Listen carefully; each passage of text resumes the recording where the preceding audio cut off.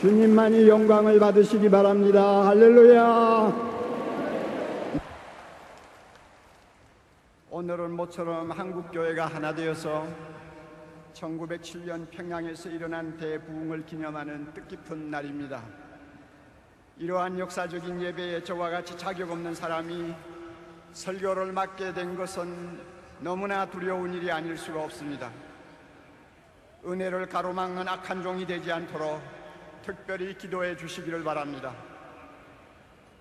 100년 전 한국교회는 복음을 받아들인 지 불과 반세기가 되지 않았습니다. 믿는 사람도 3, 4만 명에 불과했습니다. 이렇게 나약한 한국교회를 하나님이 특별히 찾아오셔서 성령의 불을 부어주셨습니다. 원산에서 타오르기 시작한 성령의 불길은 평양에서 그 절정을 이루었고 그 후에 연이어 한반도 곳곳으로 퍼져나갔습니다. 그러자 수년 사이에 수십만 명이 예수를 믿고 교회로 들어오는 놀라운 부흥이 일어났습니다.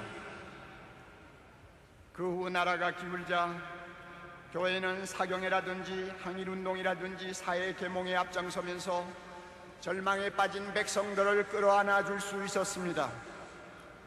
교회가 핍박을 받을 때에는 순교의 피를 흘려 한국교회의 등불이 꺼지지 않도록 하였습니다. 어디 그뿐입니까?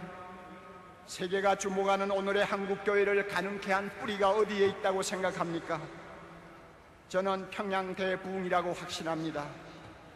이런 전무후무한 은혜를 100년 전에 이 땅에 허락하신 하나님을 우리가 어찌 찬양하며 경배하며 영광을 돌리지 않겠습니까? 우리가 평양 대부흥을 돌아보면서 무엇보다도 특별히 주목해야 할 중요한 사실이 하나 있습니다. 그것은 성령의 기름 부으심과 함께 강력한 회개운동이 일어나기 시작했다는 사실입니다. 이것은 우리가 흔히 아는 그런 회개가 아니었습니다. 성령께서 죄를 자복하도록 몰아붙이지 아니하면 절대로 일어날 수 없는 불가사의한 회개였습니다. 당시 기록을 보면 전에는 경험하지 못한 무시무시한 죄의 공포가 우리 위에 임하였다는 말이 있는가 하면 아무도 그것을 피하여 도망할 수 없었다는 말도 기록되어 있습니다. 이런 이유로 장대현 교회에 모였던 선교사들과 교인들은 밤새도록 가슴을 치고 통곡하면서 숨은 죄를 토해 놓았습니다. 이런 초자연적인 회개를 경험하면서 한국교회는 세상 앞에 새로운 모습을 보여줄 수가 있었습니다. 우리가 왜 100년 전의 부흥을 다시 사모하고 기다리는 것입니까? 가장 절박한 이유는 한국교회 다시 살아나야 하기 때문입니다. 한국교회 다시 살아나야 하기 때문입니다. 한국교회가 사는 길은 100년 전과 같이 성령의 기름 부음을 받고 교회 안에 있는 악한 것들, 우리 안에 있는 더러운 것들을 다 쓸어내는 회개밖에 없다고 저는 믿습니다. 우리는 한국교회 이래서는 안 된다는 탄식을 오래전부터 듣고 왔습니다. 오늘 이 시간 100년 전과 같이 다시 한번 하나님이 하늘을 가르시고 우리 중에 임하셔서 성령의 불, 통회하고 자복하게 하시는 회개의 영을 한국교회에 부어주시기를 간절히 사모하고 소망하는 시간이 되기를 바랍니다. 요한계시록에 나오는 사대교회는 오늘의 한국교회의 실상을 들여다볼 수 있는 거울이라고 저는 생각합니다. 솔직히 저는 이 말씀을 전하고 싶지 않았습니다. 우선 제가 너무 부담스러운 말씀이고 듣기에 거북한 말씀이고 기분이 좋지 않는 말씀이기 때문입니다. 그래서 저는 이 말씀 오늘 전하고 싶지 않아서 꽤 고집을 피웠습니다마는 주님은 밤낮 이 말씀에만 매달리도록 종을 몰아붙였습니다. 그러므로 설교자가 전하고 싶어서 전하는 말씀이 아님을 알아주시기 바랍니다.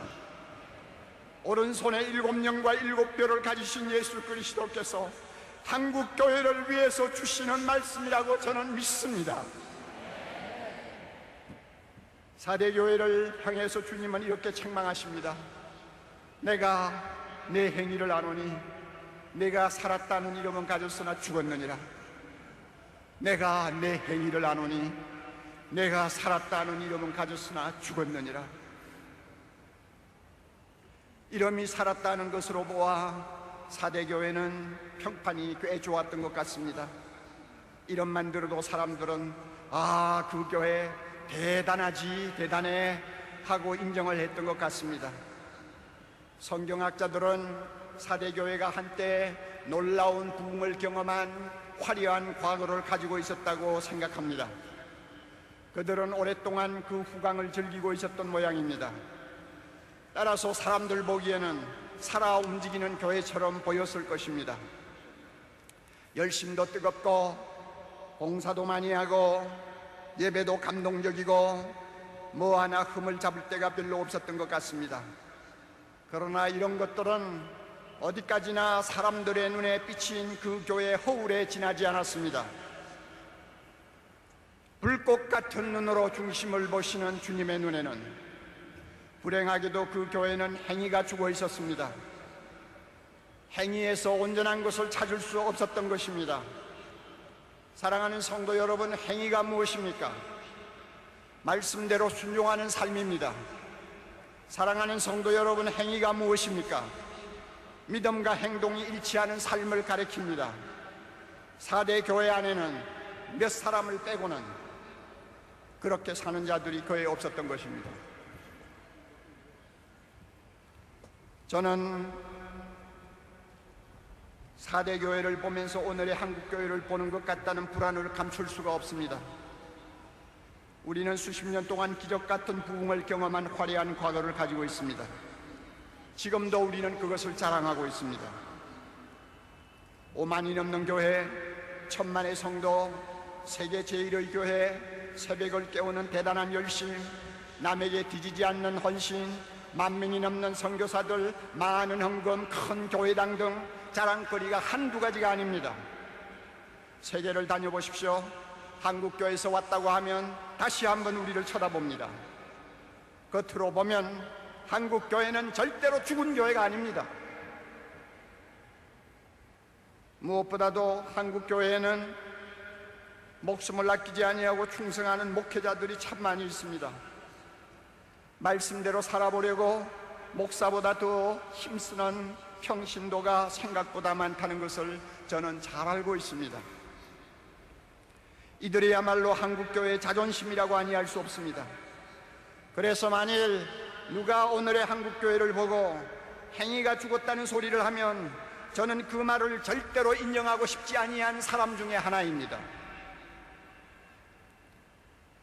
그렇지만 저의 이러한 확신을 흔들어 놓는 심각한 사실이 있습니다.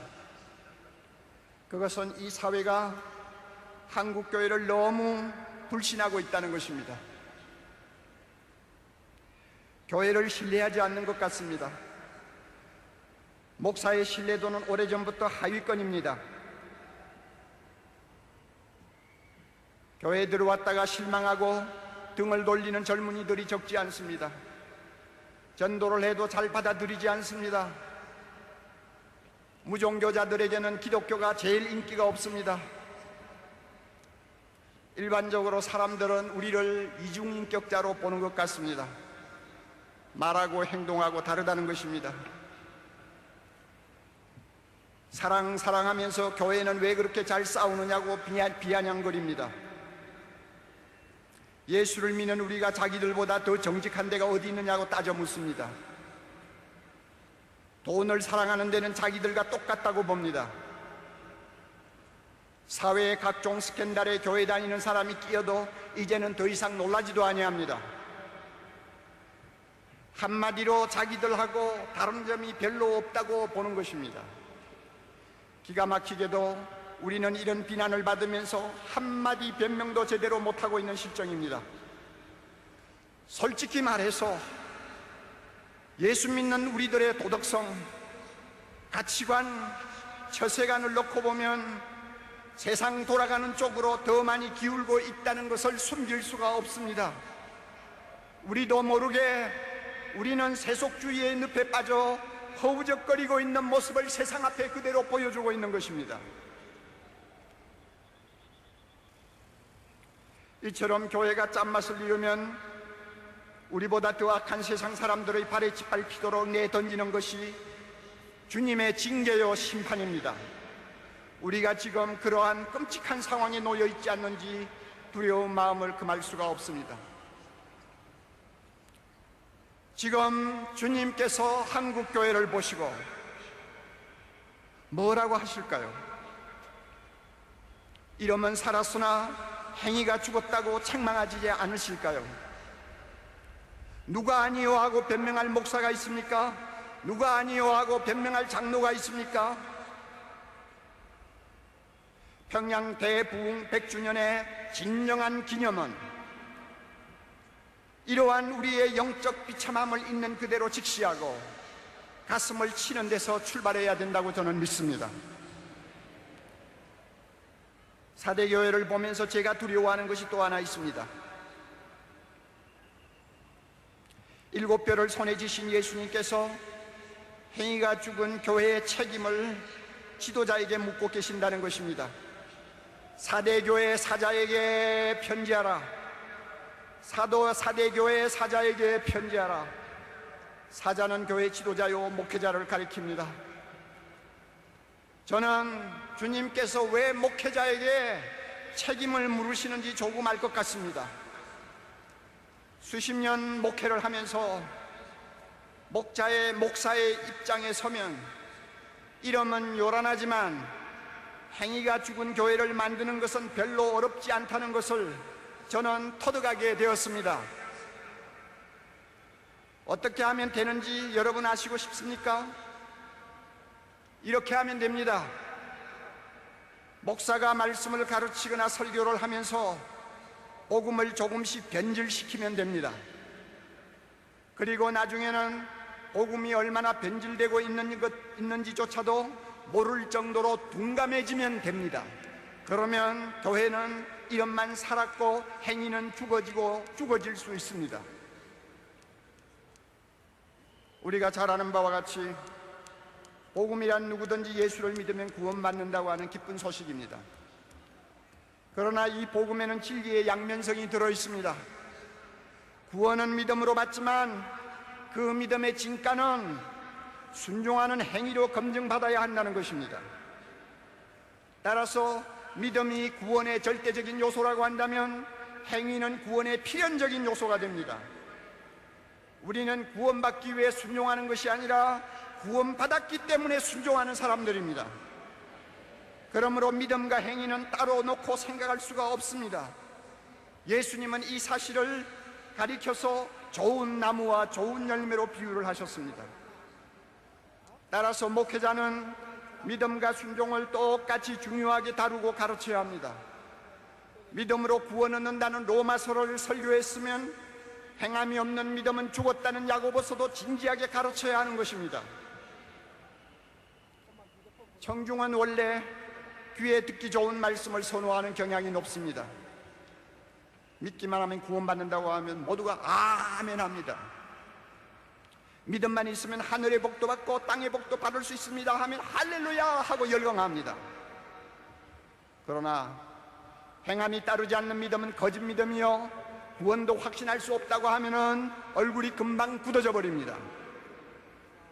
말씀대로 살지 못하는 죄를 지적하거나 책망하면 예배 분위기가 금방 싸늘해져 버립니다. 듣기가 싫고 몹시 거북스럽기 때문입니다. 사랑의 교회에서 사역할 때 저는 비슷한 반응을 가끔 볼 수 있었습니다. 이런 청중의 반응에 예민해지면서 저도 모르는 사이에 그들이 좋아하는 말씀을 일부러 골라서 설교하는 사람으로 바뀌는 것을 보았습니다. 대신 죄라든지 회개라든지 순종이라든지 거룩이라든지 하는 듣기 피곤한 말씀은 할 수 있으면 피하거나 꼭 말을 해야 할 때는 달래듯이 부드럽게 말하고 싶어하는 유혹에 끌려가는 것을 보았습니다. 저의 이런 모습은 예수님이 절대로 바라시는 것이 아니었습니다. 저도 절대로 원하는 것이 아니었습니다. 그러나 실제로는 그런 일이 강단에서 일어나고 있었고, 그 결과 저도 모르게 복음을 조금씩 변질시키는 설교자가 되어가고 있었습니다. 이렇게 되니까 교회가 커지면 커질수록 말씀대로 순종하는 행위에는 별로 관심이 없고, 믿음만 가지고 떠드는 값싼 은혜에 안주하기를 좋아하는 무리들이 자꾸만 늘어가는 것을 볼 수가 있었습니다. 종교개혁자 루터를 여러분 기억하실 것입니다. 구원은 오직 믿음으로 받는다고 하는 놀라운 복음을 재발견한 위대한 지도자였습니다. 그는 우리가 구원을 받는데 의로운 행위는 아무런 공로가 되지 못한다고 가르쳤습니다. 그는 비텐브루크에서 34년간 4,000번 이상 설교를 했습니다. 그러나 믿음을 일방적으로 강조하는 루터의 신학을 제대로 이해하지 못한 사람들은 그의 메시지를 곡해하기 시작했습니다. 순종하는 행위에 대해서는 별로 관심을 두지 않는 사람들이 되어가고 있었습니다. 믿기만 하면 구원받는데 죄 좀 지었다고 해서 그게 뭐가 그렇게 대단한 거냐 하면서 자기 욕심대로 살기를 좋아하는 사람들이 되어가고 있었습니다. 따라서 그 도시는 믿음의 방종이 난무하는 타락한 사회가 되어갔습니다. 이런 기막힌 상황을 지켜보면서 루터는 자기 설교에 대한 확신이 흔들리기 시작했습니다. 그래서 한동안은 설교를 그만두었습니다. 그리고 그는 이렇게 단식했다고 합니다.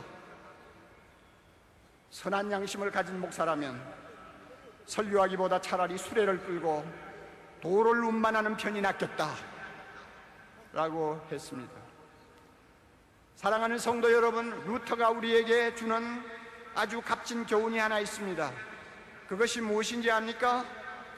교회의 지도자가 복음을 가르치면서, 복음을 전하면서 믿음만 일방적으로 강조하고 믿음의 열매가 되는 행함을 등한히 다루든지 무시하면 입만 살고 행위가 죽어버리는 4대 교회가 되어버릴 수 있다는 것입니다.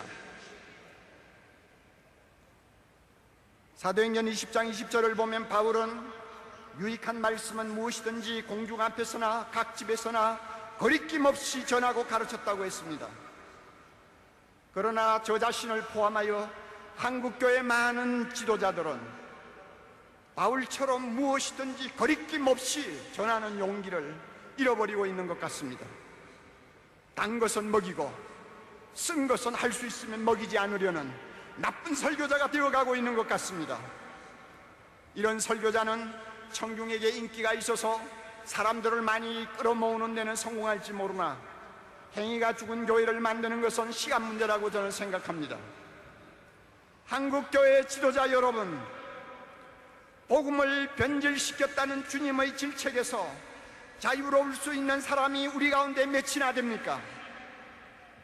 입만 살았고 행위가 죽어버린 교회를 만든 책임은 너에게 있어 하고 따지신다면 나는 아니요 하고 발을 뺄 수 있는 목회자가 몇 사람이나 됩니까? 평양 대부흥의 진정한 기념은 복음을 변질시키고 행위가 죽은 교회를 만든 죄를 넣고 가슴을 치는 목회자들의 회개로부터 시작되어야 한다고 저는 믿습니다. 이것이 한국교회를 향하신 간절한 주님의 소원이라고 저는 확신합니다. 주님은 행위가 죽은 4대 교회를 향해 회개하라고 명하십니다. 회개만이 살 길이라는 것입니다. 한국교회를 향해서도 똑같은 명령을 하고 계신다고 저는 믿습니다. 그러나 여러분, 답답한 일은 우리 힘으로 회개가 잘 안 된다는 것입니다. 다 해보셔서 아시지 않아요? 우리 힘으로 회개 잘 못합니다. 입으로 잘못했다는 말은 수없이 할 수 있지만 죄를 끊어버리고 단호하게 돌아서는 거룩한 결단은 잘하지 못합니다. 그래서 100년 전에 하디 선교사가 하던 회개, 길선주 장로가 하던 회개, 무명의 성도들이 밤새도록 추운 겨울밤 찬마룻바닥에 엎드려 땅을 치며 통곡하던 그 회개를 오늘 한국교회에서는 찾아볼 수가 없게 된 것입니다.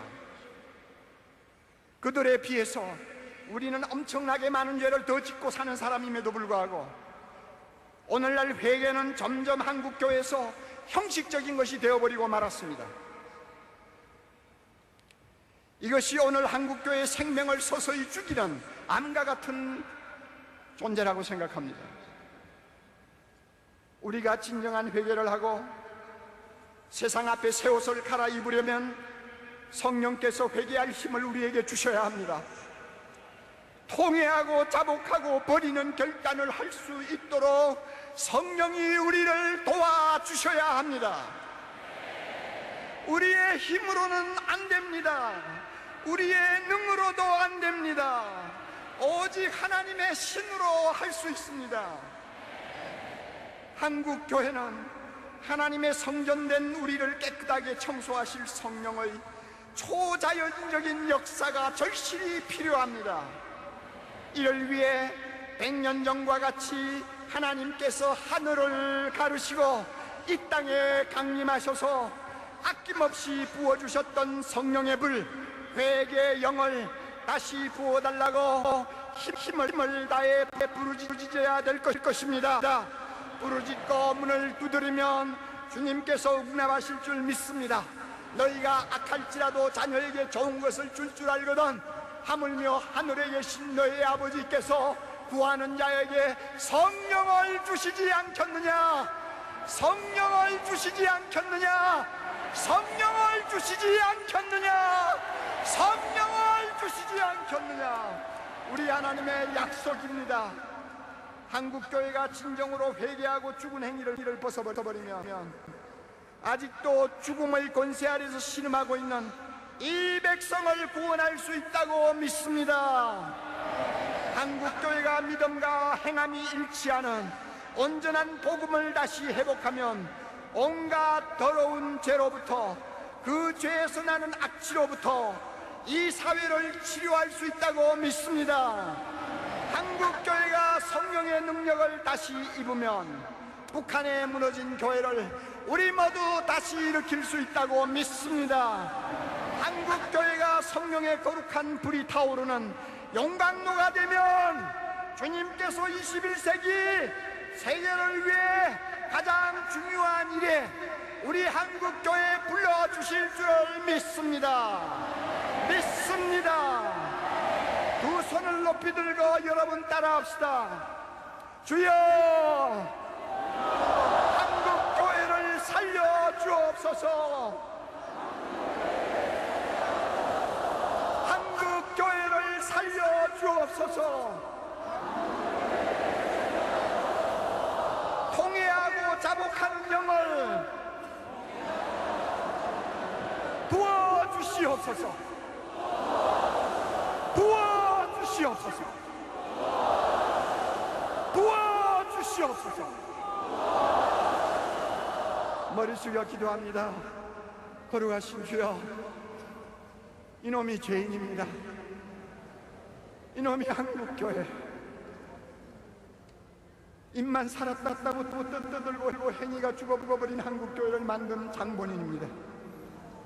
주여, 이것이 감히 설교할 자격이 없는데도 주님이 이 말씀을 전하라고 비참한 것을 몰아붙였습니다. 아버지, 겉모양은 요란하지만 내면은 죄악이 쌓여있는 이 한국교회는 주여 불쌍히 여기시고 성령을 부어주시되 통회하고 자복하는 영을 부어주셔서 이 한국교회를 깨끗하게 해주옵소서. 깨끗하게 하옵소서. 깨끗하게 하옵소서. 그리하여 이 민족에게 소망을 주게 하시고 이 나라를 바른 길로 인도하게 하시고 주의 거룩한 영광이 이 땅에서 경배를 받으시도록 축복해 주시옵소서. 예수님 이름으로 기도하옵나이다. 아멘.